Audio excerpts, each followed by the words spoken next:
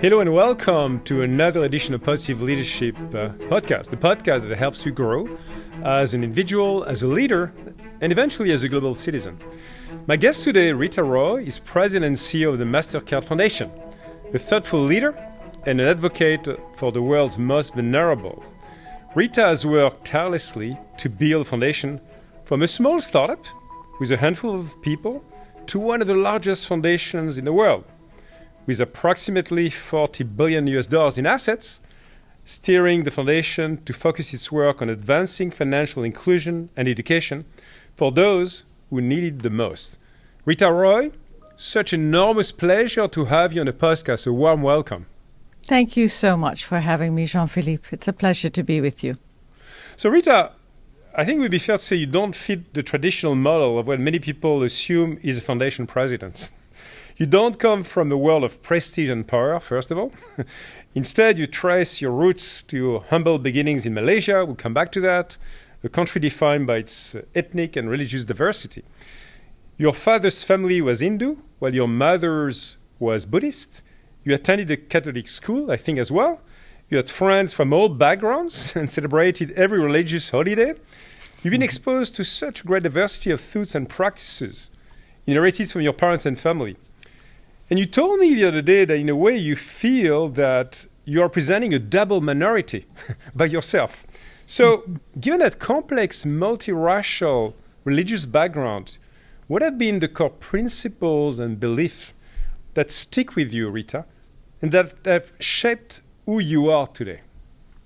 Wow, that's a very generous question.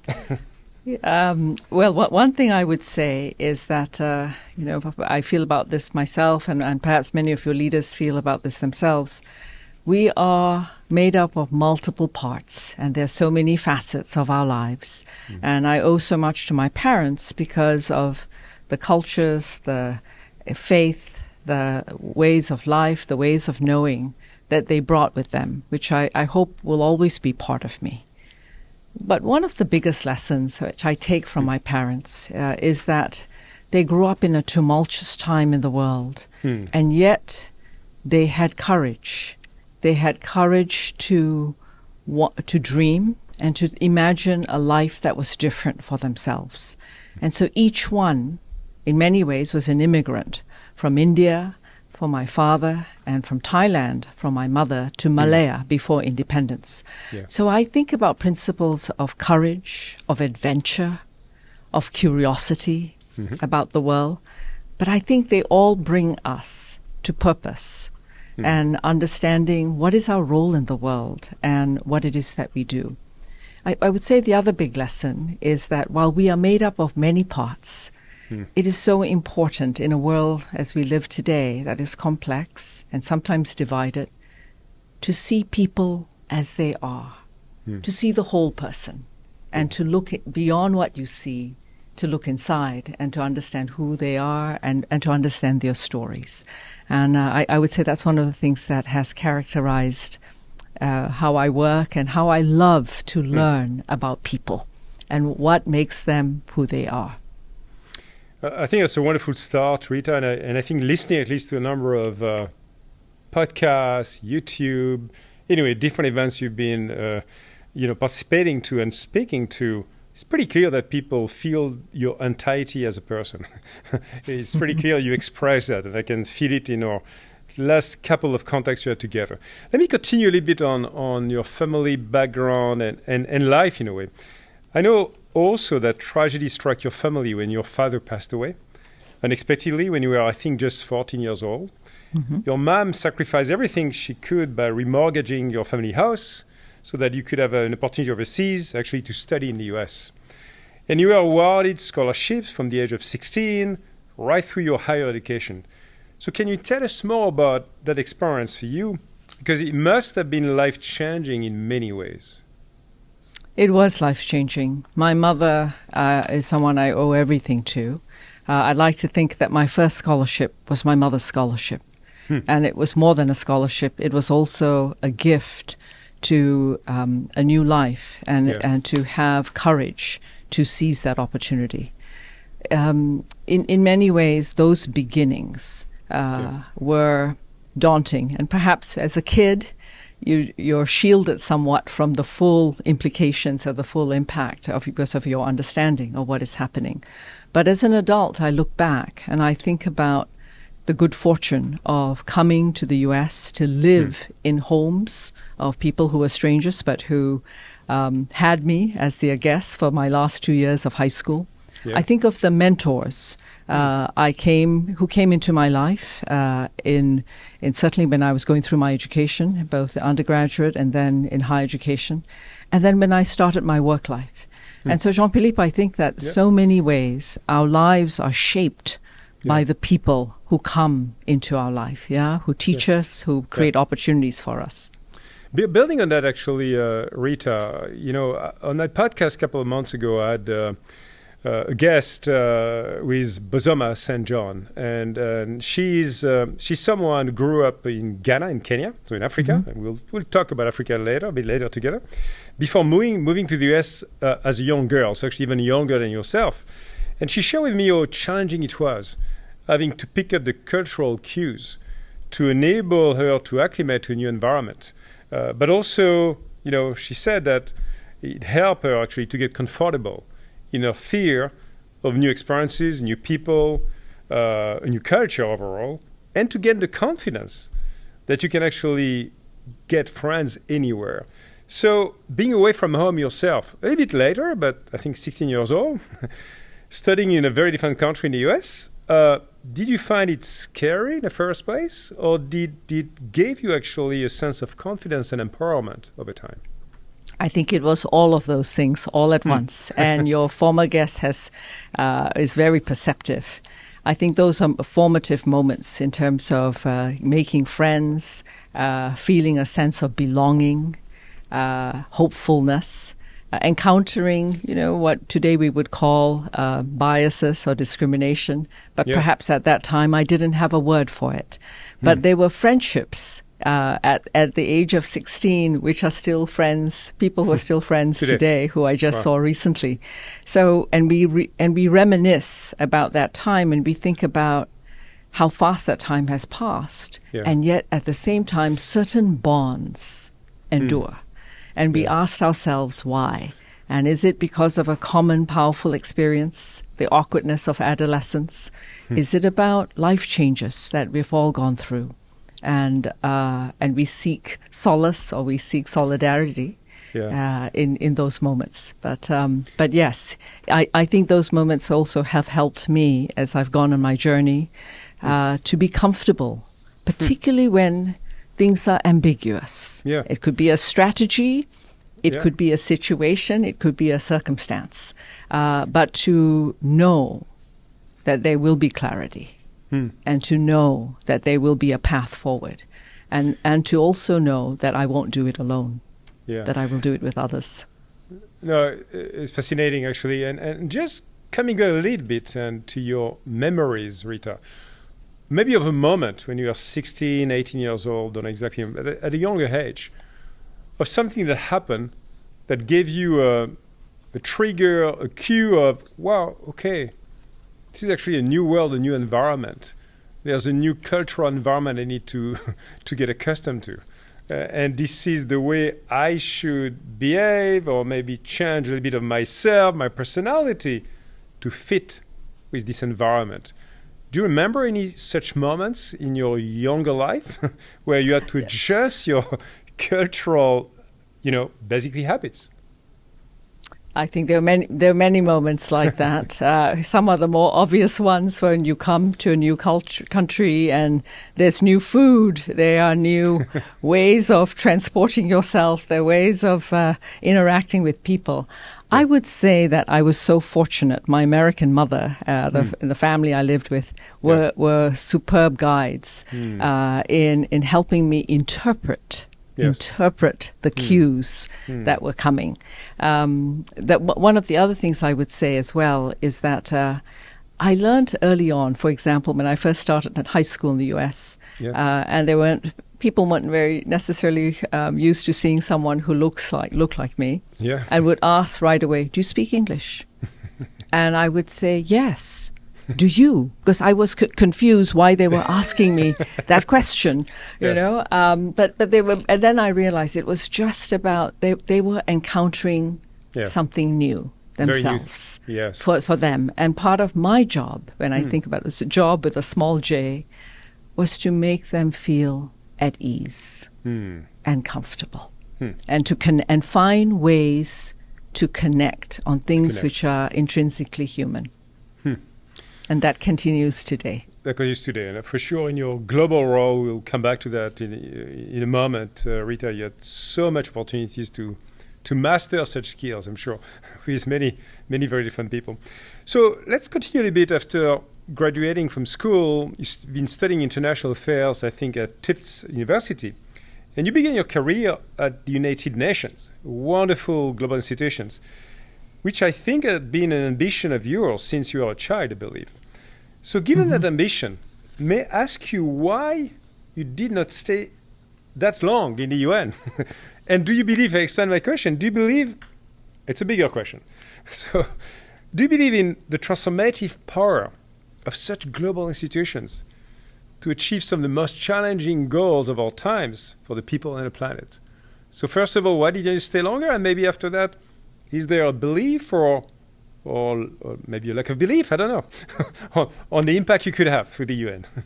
Well, thank you so much for asking. And you're right. When I was 9 years old, someone, maybe it was a teacher, told me about the United Nations, and it seemed like an amazing concept to me as a kid, that there could be so many people all over the world in one place working to do something good in the world. And it almost seemed magical. And when I was at the Fletcher School of Law and Diplomacy at Tufts University, the whole focus was around international affairs. And so the UN as a multilateral institution was a principal agency. And yes, I did have big dreams. Now, when I joined the United Nations, it was on a series of short-term contracts for that period of 2 years. I didn't stay long, not because I did not believe in the institution, but rather because there wasn't an opportunity to continue on as a long-term civil servant. You know, the UN, as you may know, is an organization which is obviously made of member states, and there are allocations by nationality to different parts of the institution. I do believe in the power of organizations like the UN to be a force for solving problems, resolving conflict, enabling a different kind of conversation, a different type of negotiation for justice, for equity. But I also think there are roles for many other actors to move us in that right direction. No, I fully understand. So let's continue that discussion beyond the UN, obviously, because after this couple of years, you took a very different path, and you moved into the big corporate world, joining the big pharmas. At the time, I think you moved to Bristol Myers Squibb, one of the world's biggest healthcare companies, to work on strategies addressing difficult social problems such as South African apartheid and AIDS as well. And you shaped the global citizenship and policies function, I think, which was not existing at the time, if I'm not mistaken, in that company. And you did your first trip in Africa as well, I was told, in 1991 for the first HIV/AIDS conference in Africa, which was a very important revelation for you, I believe, in your itinerary. You didn't really have the right experience for the role, I think you said, and you shared that in some interviews at the time, but you impressed one person, Margaret Marushak. You impressed her enough that she was willing to make a bet on you, to gamble on you, on the jobs. So what did Margaret see in you back then, do you think, that she may have shown you that led her to make that leap of faith? I wish we can call Margaret. She's actually in New York, and I just saw her last week, and Margaret is a lifelong mentor to me. I'd like to think that she saw somebody who was eager, who was willing to learn, willing to work hard, who was curious. I'd like to think that she took a chance on me because someone took a chance on her when she was starting out. And that Margaret is someone who thinks about paying it forward, about creating opportunities for others who come after her. And so for that, I'm incredibly grateful. I'd like to say one other thing, that Yes. Margaret was, her style of leadership in a large multinational, which was my first experience Yes. working for a large corporation like that, was someone who was authentic, someone who brought humor into the workplace, who brought a level of levity as well as seriousness, who was intensely always grounded, and who taught me the power of listening.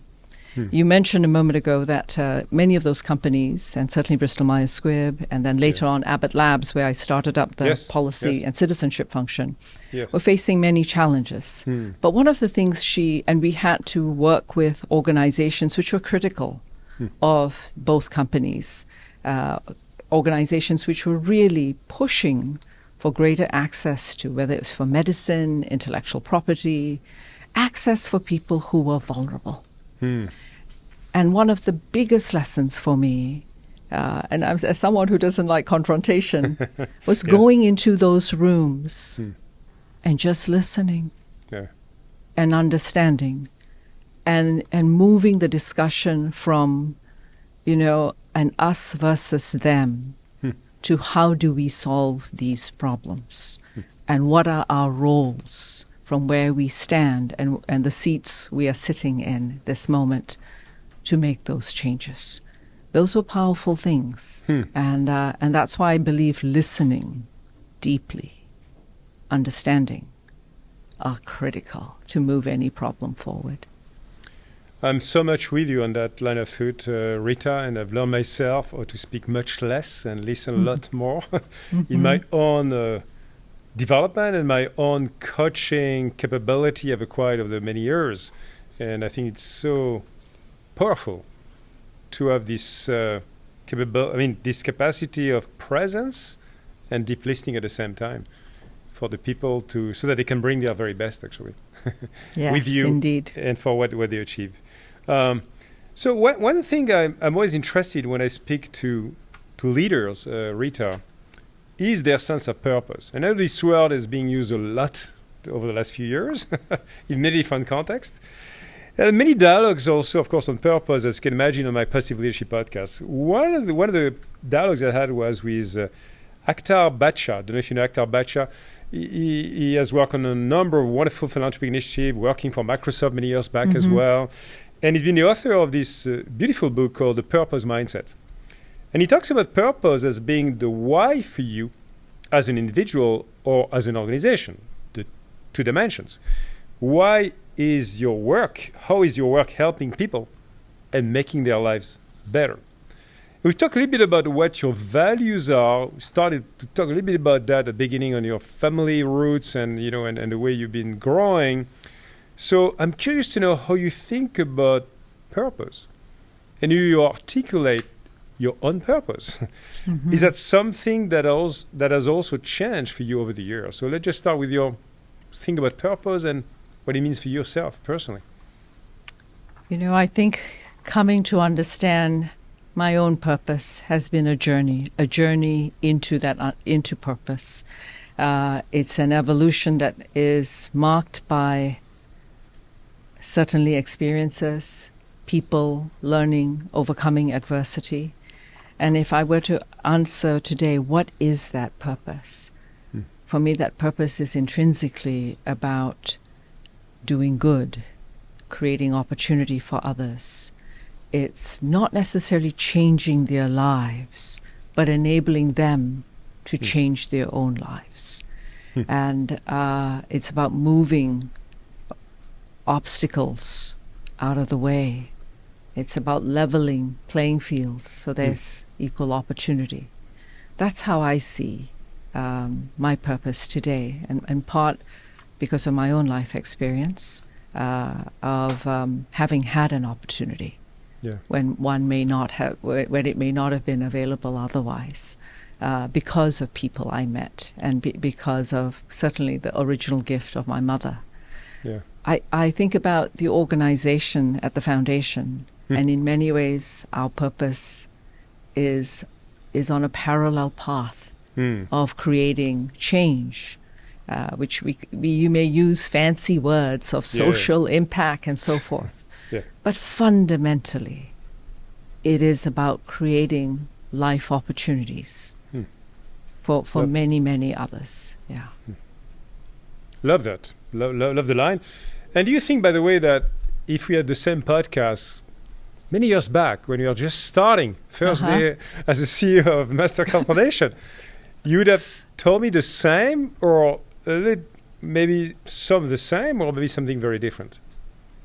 I think I would have told you some of the same, but perhaps without the full conviction and knowledge and even data today. Where probably you would have walked away thinking, she's leading more on intuition. Let's see the evidence. But in a way, we still are on the same path. We're still on the same path, just further along. Makes a lot of sense. So one of the things that is vital as we go through life, I found myself, Rita, is having a good support network. People can support ourselves. Recently, I spoke to Doug Conant, former president and CEO of the Campbell Soup Company. And he spoke incredibly powerfully about the importance of having people in your life who will offer unconditional support, who will say, I'm here, what can I help? You got married young, I understand, fresh out of college, to Jim Meldon. And he was a great support to you and was by your side through every major milestone in your professional development. You've written beautifully about the joy and pleasure of your marriage and partnership. And of course, the daunting part of the journey as you approach the end of his life from stomach cancer. His death, I know, is a profound loss. And I'd like to talk to you about that advice about marriage and leadership, about how you achieve actually balance in our life. How can we achieve that? Which are often more messy than orderly for most of us. And how important you think is it for aspiring leaders to support themselves with people who will champion and bolster, but also provide a balanced perspective in their professional, personal lives to really live entirely your life. Wow, we could do a podcast just on that question. We could do an entire podcast on that question. What I would say is, first of all, I was enormously blessed to have met Jim when I did, and that we were together for 31 years, which is also extraordinary. And early on, a very wise person said to me, marriage is a perfect place to begin the journey of leadership. And at first I thought, what a bizarre statement. And then I started to understand. This is about not just loving and loving in an unconditional way, but it teaches about teamwork, negotiation on some days, understanding, compromise, the give and take. And certainly there was a lot of that in our partnership. So I would say to any person starting out in your life, your marriage or serious relationship, whether you're married or not, that this too is a journey. And the beauty of that journey is growing up together and becoming even more interesting people as you carry on. And balance. Sometimes I feel like balance is a mythical word, and you wonder if it is ever possible. Or whether it's not balance in a single day or a single week or a year, but balance in aggregate when you look back over a period of time. Because there are parts of a marriage where one person sacrifices more to enable someone else's career to move forward. And in another season, it's the other way around. And the same is true in life, whether you're married or not, that we give of ourselves to our work, to our purpose. And then there are moments where we take time to reflect and support others who are pushing ahead. So it is that ebb and flow. And I don't know whether it's because I come from you know, a more Asian background, that I see those flows happen throughout life and throughout relationships. I think it's pretty profound what you said. I must say, many talks on leadership with many different leaders. First time ever, Rita, and what wonderful leaders yourself talking about marriage as a starting point for your leadership journey. So that's going to be already a big takeaway of this dialogue, seriously. And I think it's pretty profound what you just said, because people often believe that, you know, we've got two separate lives, right? A personal life, marriage or not, family, and a personal life, and a professional life.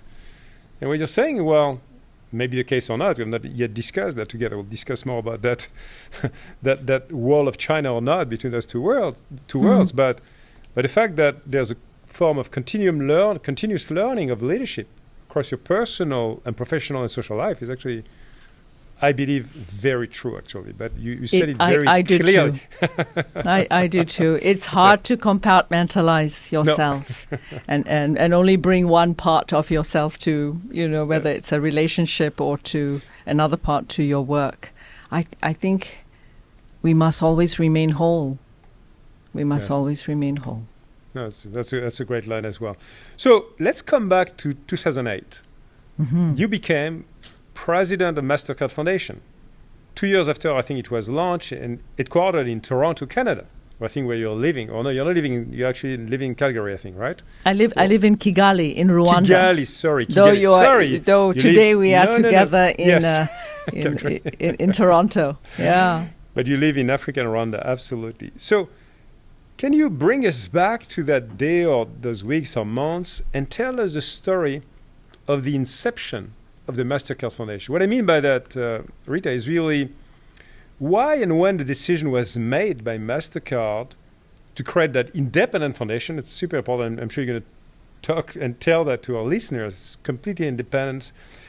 And how is it that you've shaped the mission of that organization? How did you pick the right people, the dream team, to establish also the right governance and the right agenda? Can you tell us a bit the story of that moment?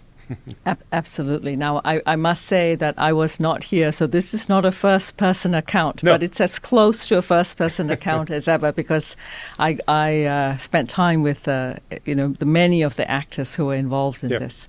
So in 2006, MasterCard, the company, became a publicly listed company. And as part of its IPO, it took 10% of that IPO, the wealth of that IPO, and endowed a foundation. And what is even more extraordinary is they did three things. They cited the foundation in Canada, so we are a Canadian organization. Second is they set out two areas of work, and they defined it as broadly as possible. One around financial inclusion for the poor, and the other about education of young people so they can join a global workforce. And they left it at that. And the third, as you alluded to, what is for me almost unprecedented and extraordinary, is they made the foundation completely independent of the company. So our foundation has our own board of directors, a management team, policies, decisions about where to fund, what to fund, where to work are made by the foundation, by the board and the leadership. So that in itself is extraordinary. And the assets, as you mentioned earlier, were modest but still significant at that time. You know, just over $500 million was the initial gift. And today, because of the company's extraordinary performance, the asset base is about $40 billion. Wow. And so when you talk about shaping a vision, so when I arrived on the scene, there were four. I was the fourth employee. There was a great board of directors. And I always tell the board, I would kid them, look, the board's bigger than the staff at the moment, so cut us a little bit of slack. But we got to work. We got to work right away to start to put forward a plan.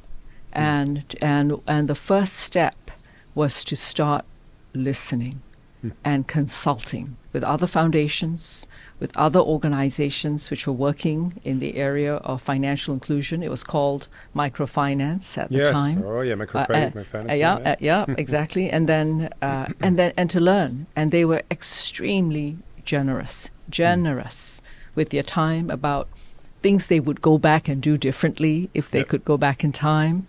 And that's how we learned. And that's how we started to understand where it is we could play a role. And I would say one of the most defining things of the foundation early on, I still remember that board meeting in 2009 when the board made a couple of important decisions. One was that we would focus on a part of the world where we could go for the long haul, the long term. And that was going to be sub-Saharan Africa. And the other was to think strategically, not just in small time-bound moments, which are important for milestones, but to recognize that we're, as a private organization, independent. We could take a long-term view to get to results. But the journey, when I think about those moments, those decisions almost seem simple, and yet they were profound. They have absolutely directed and enabled us to get to where we are today. No, it's pretty amazing to hear the story, actually, which I didn't know in the details, honestly. First of all, I don't know if there's any similar example, Rita, of IPOs where 10% was put away to create a foundation. What a wonderful practice for any IPO IPOs in the future. Is it something that has been existing, replicated by some other companies, you think? I've never heard about such a story. I'm not aware of that. And that's why I always think hats off to the board of the company, to its leadership and its vision at that time to do something amazing.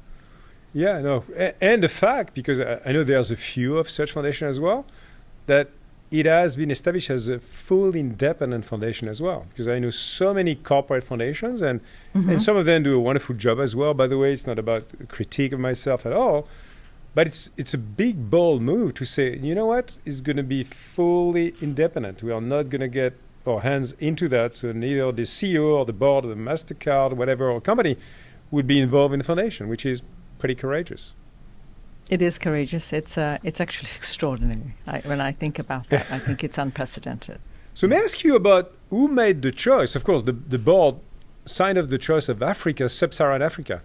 Were you actually the leading voice saying this is a place where we should focus on to have a long-term impact? There were many there were many voices. I think the bigger question was, where should we work? Yes. And there was great belief that focus enables actual achievement, because it would create depth of understanding, concentration of effort, and would actually enable us to see whether there would be any shift. And so when we looked at what it is we were doing around education and financial inclusion, and then we just looked at data. At the time, less than 24% of adults on the continent, when you look at just gross macro indicators, had a savings account. When we looked at education levels, under 40% of young people who should have been in high school were in high school. Less than 7% who should be in university were in university. So that was one aspect. We looked at, levels, looked at the UN and World Bank data around poverty, and that was one piece of it. But I think what really grabbed us was when we looked at the massive demographic shifts that were that the continent is experiencing. This is a continent that grows younger every single day. The vast majority of the people are under the age of 30. And in some countries, under the age of 25. And that when we look forward to the future, by the year 2050, Jean-Philippe, 1 in 4 people on the world will be African. That's right. Yeah. And so in many ways, you think that's the future. The future of the planet. Yeah. And when I had the opportunity, of course, over the years, but certainly now in my new role, to visit and the continent to travel, what we also saw was huge opportunity. Young people who are hard working, not waiting for us, not waiting for anybody. People with ideas who were reinventing what it means to deliver education, what it means to be a bank, deliver financial services. So we were excited by the youthfulness, but we were also excited by the ideas of the entrepreneurs that we saw emerging. And that, I think, was really what pushed us and said, yes, we're going to do this. Super exciting. And I think that probably at the time you are one of the very, very few foundations that decided to make a huge bet on Africa. Is that all right? Yes, that's true. Not many did that. Yeah. Well, 15 years later, you kept working super hard and passionately about that passion you have, obviously, articulated so well, Rita, in Africa.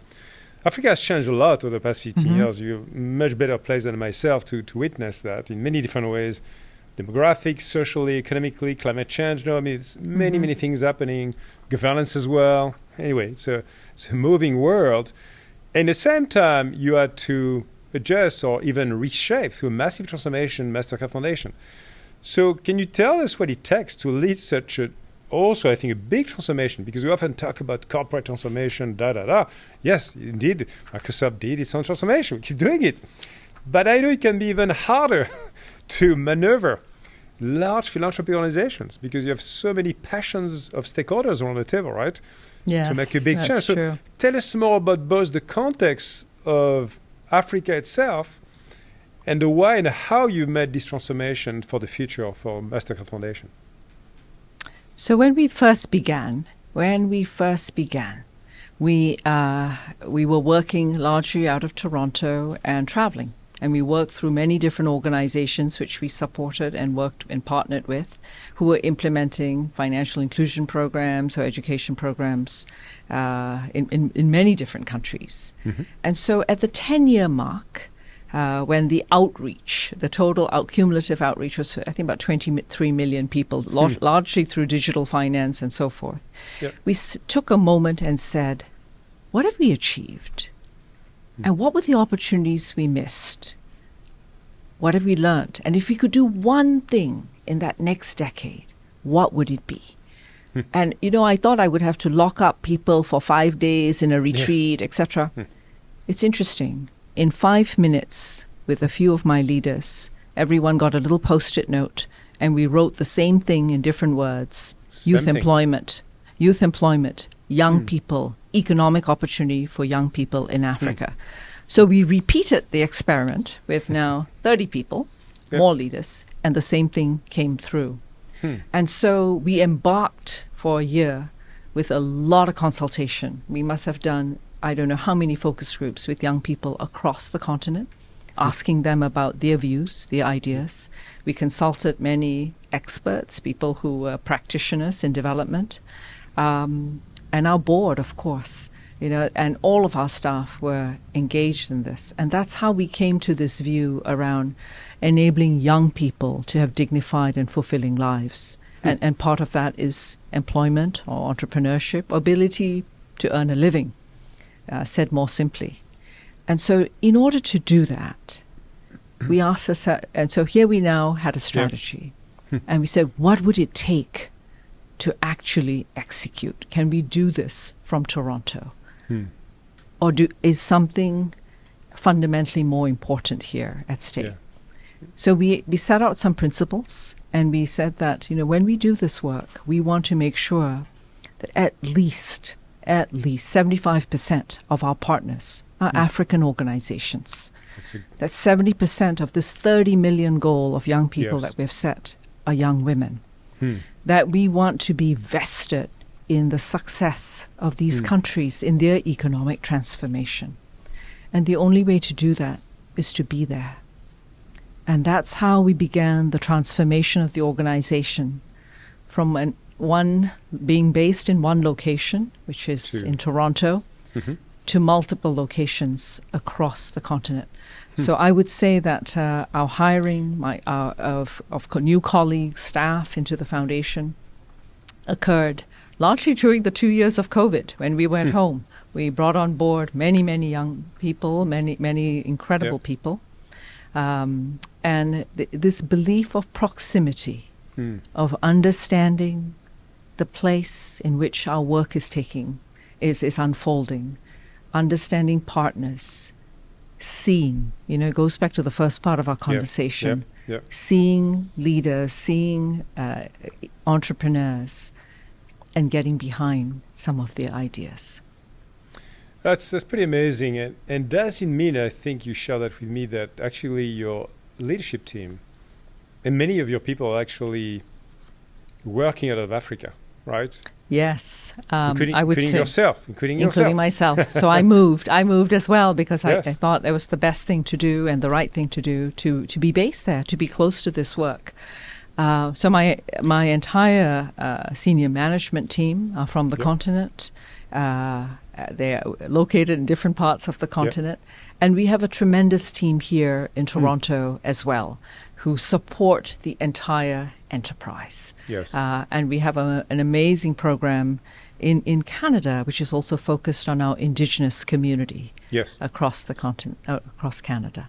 So Rita, let's shift gears and maybe come back actually to where we left the topic of leadership with the marriage. But now we're going to talk also about your different perspective in leadership, because you had an incredible career, both in the corporate world, as we said before, with BMS and Abbott, and of course a bit with the UN, and now with one of the largest philanthropy organizations in the world.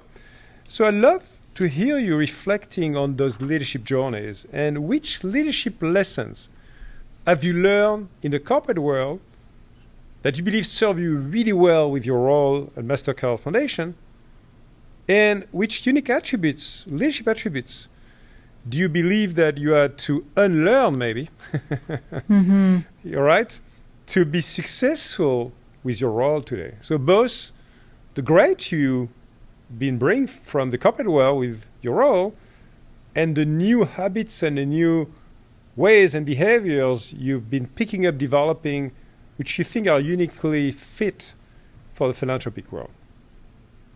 So it's a wonderful question. When I think about actually my experience, even though I was much, much younger in my career at the United Nations and then at these two large multinationals, which gave me extraordinary opportunity, and now at the foundation, I see some uniting themes, all of these organizations are mission-driven. Yep. They want to do good in the world. Yep. They want to improve lives. Their methods are quite different. One may be negotiation. The two companies, it's around innovation. And the foundation, it's around philanthropy. That's our mode of creating change. And in each case, I think there are lessons of leadership that are now I appreciate so much more, that are interchangeable, and some work better than others, depending on the context. So one is when I think about what was helpful coming to the foundation from the corporation, particularly because the foundation was a startup. We were just building this organization.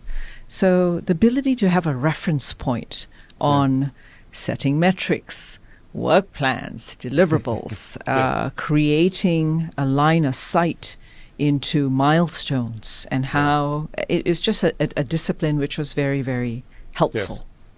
Business processes which needed to be in place. I think what I have learned more works better in this context, but I would like to think it's a universal lesson. It is that listening. It is about imbuing, even when you have to have difficult, challenging conversations. And in our case, sometimes it's saying no to an organization that we're not going to be able to do something together. Which is hard to do. Yeah. It is to be able to do that with kindness and to do that with respect. Not patronize, but to actually put on the table why. What is the circumstance? What are the issues? And then to be respectful, because in many ways they need to know so that they can move on, or they need to know so that they can apply their efforts elsewhere. That's something really, really important. I think in this context as well, as a leader, some people think, you can just order people to do it and it will be done. And I usually think that's a fantasy. People follow a leader, or they follow a mission because they believe in it. They believe, and it resonates with something in their core and their passion. And so part of listening and part of leading is also creating space for others, and to recognize that the work we do, certainly the work we do at the foundation, the work our partners do, is daunting. It's challenging work. And it is not the work of one person or even two. It is the work of many. And so part of the joy, the challenge, sometimes the difficulty or even frustration of leading is creating the space. It is navigating the journey, but recognizing everybody plays a role in contributing to this. And so that to me is probably one of the most critical things. I know that all of us, regardless of where we sit in the foundation, whether by level, by location, by function, we all are here because we want to create impact. But we also all want to be here because we think this is a place that's stimulating, that's humane, as much as it is focused and relentless on impact. That you can have all of these things in balance. Yeah. Wonderful blend of experiences, and I would actually more than agree with you, Rita, that what you said you learned and you picked up, of course, at the foundation, particularly what you said when you talked about saying no with respect, and always keep humility for sure. I believe is something that would serve well any leaders of large business organizations as well. So I think in many ways, probably if you were taking no in your corporate role, I'm sure you may do a few things differently because of that. Absolutely. Absolutely. So I love your principles and the way you've been reflecting on that. Now I'd like to continue and talk about a couple of other maybe important moments in your life. You know, each one of us through our lives in their entirety go through some ups, downs, sometimes some huge moments of joy and excitement, and sometimes some tragedies as well. And in those moments, this is what Bill George said, one of my guests in previous episode of the Positive Leadership. He called those moments the crucibles of our life, moments that are shaping our life. So I'd love, if you are okay with that, to share with us one or two of such moments that you believe have been shaping your worldviews and your philosophy in life, who you are today, Rita. Thank you so much. Thank you for asking that question. And in many ways, you earlier alluded to that crucible moment. Yes. It was as I, journeyed with my husband in his last year of life. And we had many conversations about what his life had meant and what our lives had meant together. And within a year, I lost my mum as well. And so you think, and sometimes you think when you face grief, that you will never recover. And of course, perhaps a small part of you has lost something so deep you can't put words to.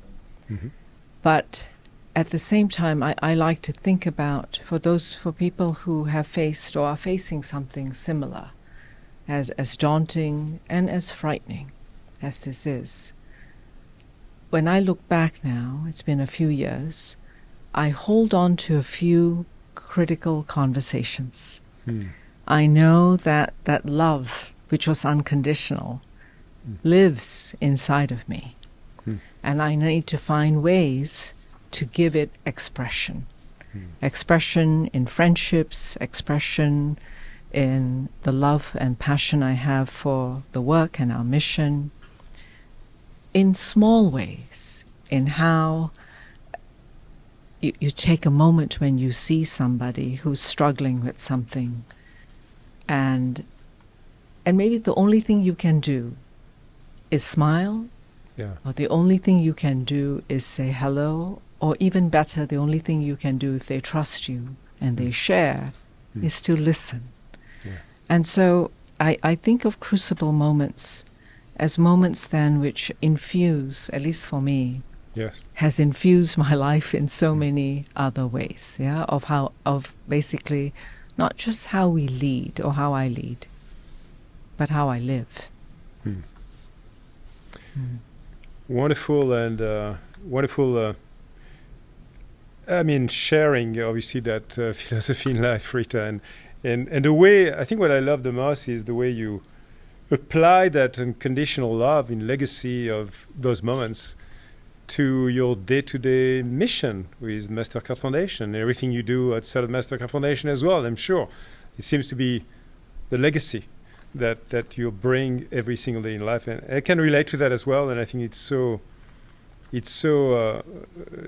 critical to have that at the core where we are to guide our decisions and where do we want to spend most of your time and interest in our lives for the future. Yes. So I like to because time is moving pretty fast, fortunately, I like to come back with all those incredible learning and leadership and so on the foundation again. You know, I'm someone I share with you as well. I'm running a very small foundation. It's like a minuscule organization compared to Mastercard Foundation in my home country in France. And something I've got passionate about for a number of years now, working also with philanthropy, is the so-called theory of change, right? Which you know well, which is, okay, given what the unique cause I want to focus on in my foundation or association, whatever it is, what is the theory of change we have in terms of transforming that young African child to someone later on in his or her life?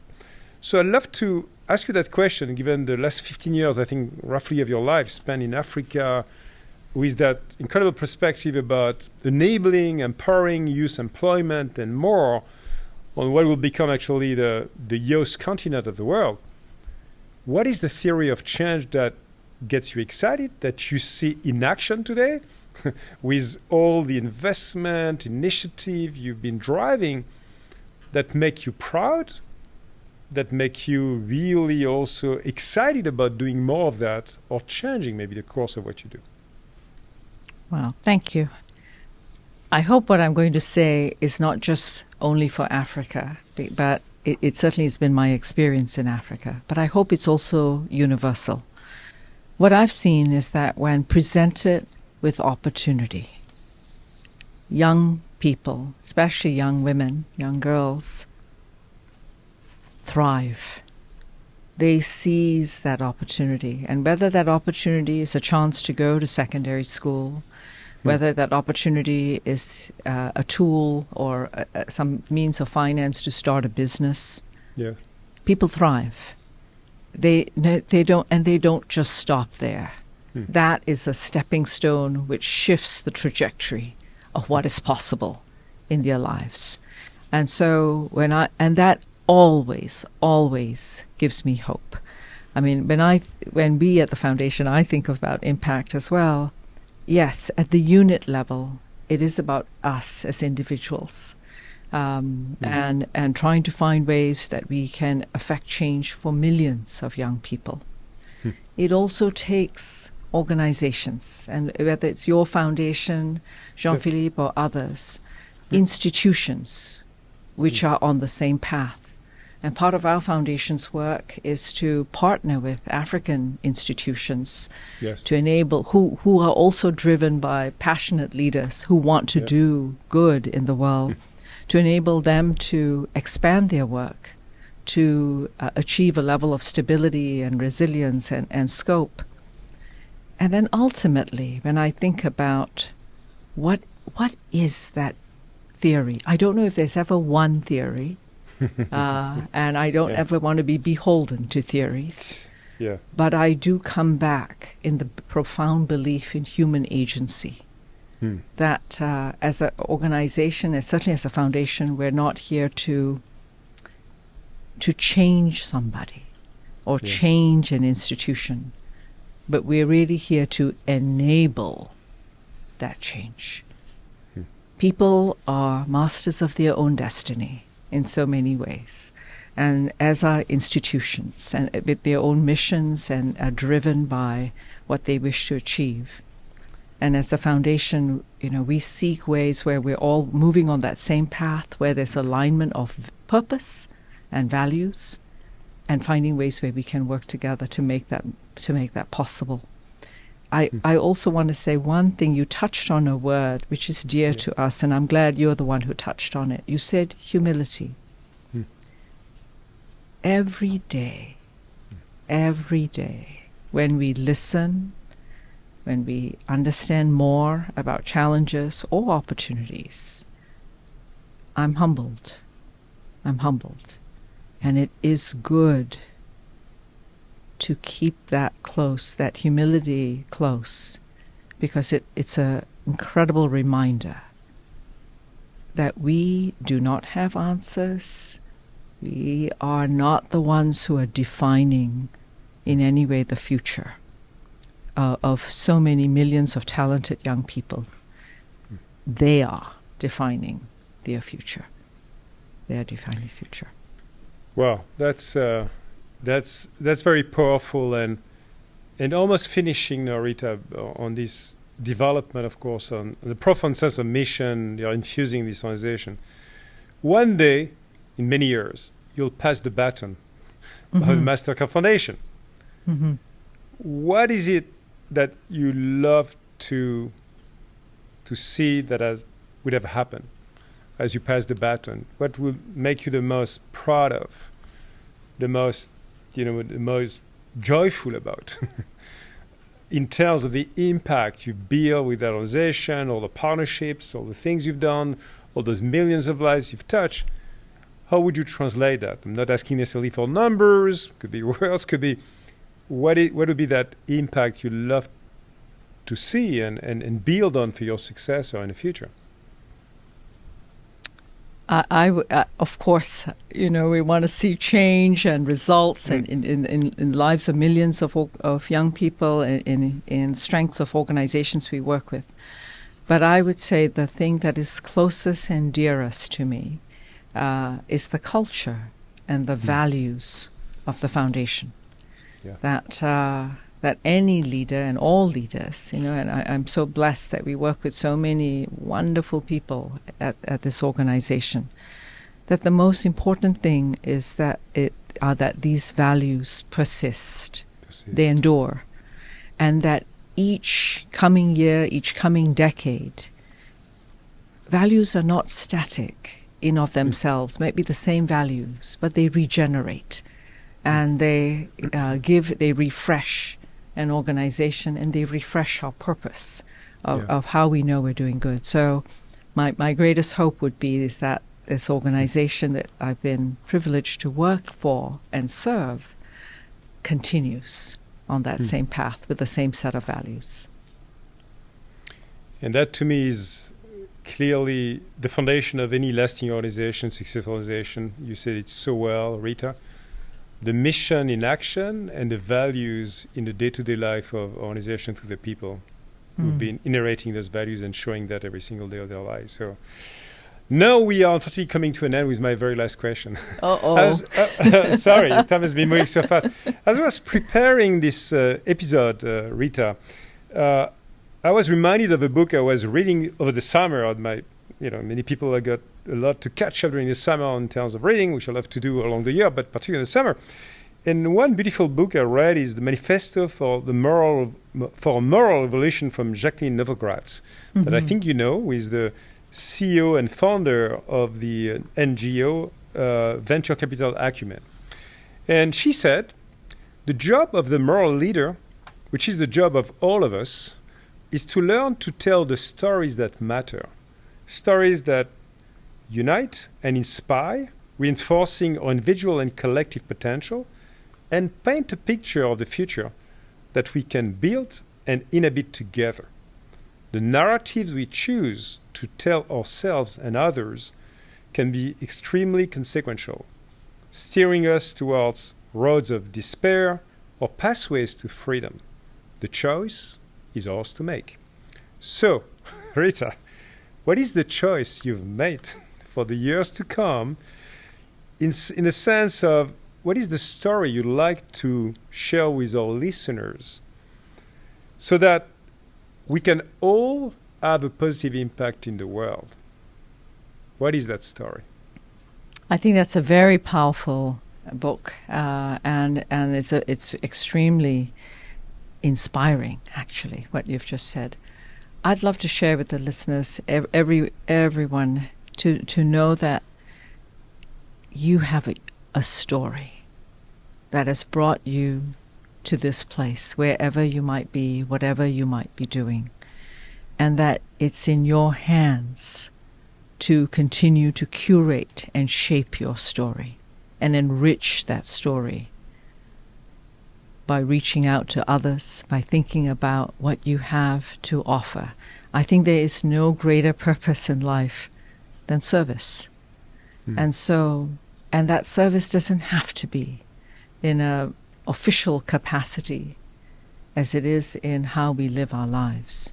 And so I would love to think that, as you know, I carry forward, as many people as you do, that we think about what we've been blessed with, what we've learned, what we've acquired in terms of skills, and to think about how that continues to multiply. Multiply not just in the work that we do, but also in the lives of others. And that's infinitely possible, whether you're a parent, a teacher, a friend, a big auntie. It's possible. Thank you so much for having me today. Thank you so much, Rita. What a wonderful closing. Bring with me and with our listeners your unconditional love for all those lives you've been touching, you'll keep touching. Thank you so much. It's been an honor and a delight to have you on the podcast, Rita. Thanks so much. Thank you. Thank you so much.